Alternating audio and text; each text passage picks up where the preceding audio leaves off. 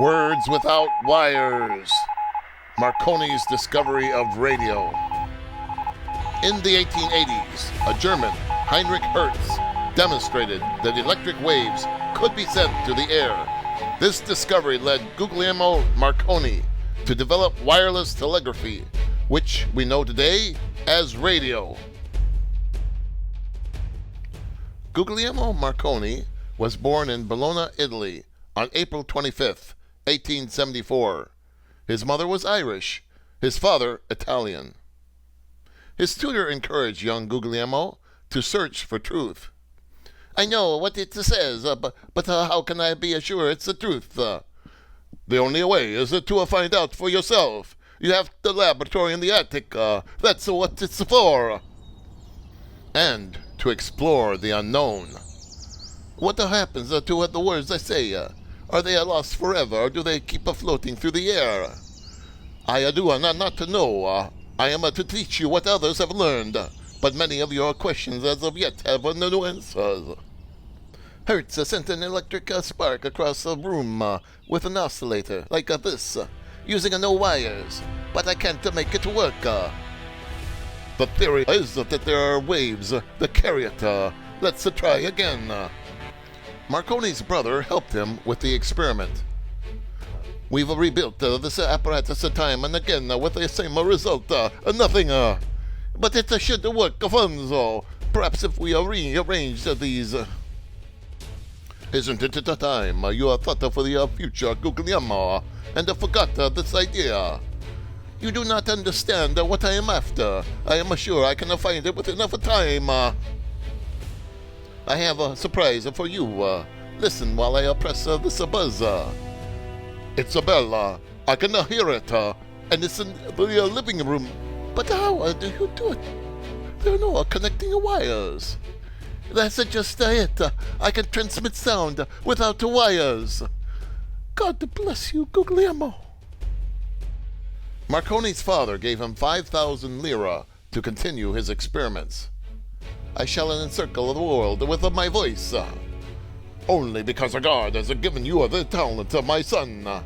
Besides, you haven't convinced the government that your invention is practical." When he was 22, he traveled to England with his mother. "I hope London will be interested in my work. It means everything to me now." "They will be, son. Have no fear. The Italian government refused you, but the English will not." "What do you plan to do with this?" "I plan to send the signals through the air, even through a fog." "You mean to say your signals will penetrate anything and everything?" "I am forced, as a result of my experiments, to believe so." And Marconi did prove it. His first messages were sent over a distance of 100 yards, then 3 miles, 8 miles, and finally, on March 27th, 1899, Marconi pressed the key in Wimereux, France, and across the English Channel at Dover, an assistant listened in and flashed a reply. "Your message received. Perfect." "It worked. It's a miracle. Congratulations. Your name will be famous around the world with this day's work. Now that we have conquered the land, our next job is to tackle the sea." England issued patents to Marconi, and businessmen organized a company to advance his work. "We have a total of £100,000 for this enterprise. I propose that we name it the Wireless Telegraph and Signal Company." Marconi continued his experiments and established stations along the English coast. He equipped vessels with broadcasting equipment. Skeptics were becoming convinced. Perhaps there was something to this wireless after all. The test came one foggy night in April 1899, when the R.F. Matthews collided with the East Goodwin lightship. The miracle happened. Lifeboats arrived in answer to the signal, in time to save the entire crew. Do you believe believe it is actually possible to span the Atlantic with your wireless? Yes, I do. All I need is a transmitter powerful enough to hurl the waves across the sea. The first transatlantic wireless station was being completed at Poldhu on the Cornwall coast, while in Newfoundland a receiving unit was being installed. The final test came on the night of Thursday, December 12th, 1901. Marconi waited on the Newfoundland coast for a prearranged signal from England, 2,000 miles away. G.S. Kemp, his assistant, waited with him. Then, at 12:30, do you hear anything, Mr. Kemp?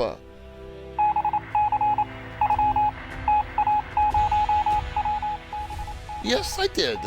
The letters in the Morse code as arranged. It's a success. The New York Times. Guglielmo Marconi announces the greatest scientific development of recent times. He states that he has received electric signals across the Atlantic Ocean. Marconi's announcement met with skepticism. Then, Thomas Edison wrote a dispatch for the press. Since Marconi has stated over his own signature that he has received the signals from England, I believe him, and I think that he will carry it to a commercial success. It is a great achievement. Marconi returned to England and, while on shipboard, received messages from Poldhu, 1,551 miles away. It's done, that at last. We have transmitted and received complete the messages. We can now proceed from there. Other inventors followed Marconi's lead. Fleming, Lee de Forest, and Armstrong. And 20 years later, broadcasting was an established fact. Fleming and his valve, Armstrong and his oscillating circuit, Lee de Forest and his vacuum tube, the wireless telephone.